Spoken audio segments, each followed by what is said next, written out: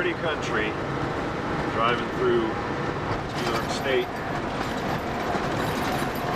Picturesque, if you will. A lot of trucks and hills.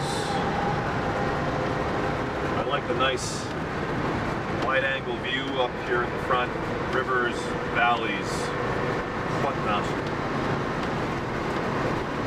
Rig is driving pretty good. Its shock absorbers are worthless, but every now and then you get a good stretch of road like this, and I can kind of cruise along at 65. What usually happens is that the engine will just cut out kind of like that. But that's me letting off the gas, but it feels the same.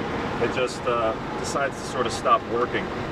So I let off the gas and I pump it a little, and you know, there's a little tech that I've developed just to kind of keep the rig going. It took me like 300 miles to get used to it, but I got used to it, and I can pretty much steer it now without even thinking about it. My arm just sort of, oh, there it goes. It just hesitated. Yeah, going up hills like this, oh boy, going up hills like this, I generally have to slow to, like, I don't know, 50, 45 miles an hour. That's just the way the cookie crumbles, so to speak.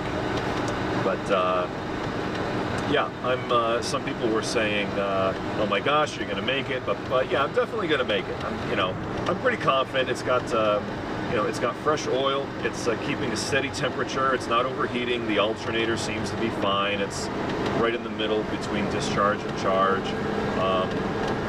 I haven't put any more fuel in the auxiliary tank.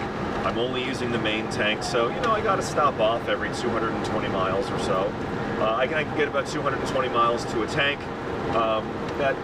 That's equal to 5 to 8 miles per gallon, somewhere in there. I think that the carburetor probably needs to be rebuilt, so I'm not hoping for much more MPG than that until I get the carburetor rebuilt.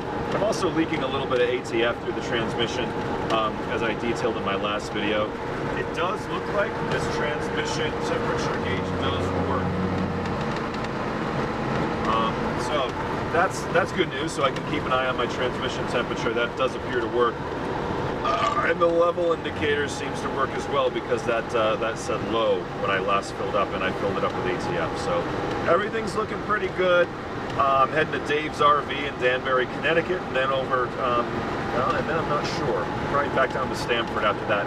I'm hoping that I'll be able to drop it off at Dave's RV, and they can just fix it. Then I can bring it over to Peekskill. So that's the big plan. TTFN.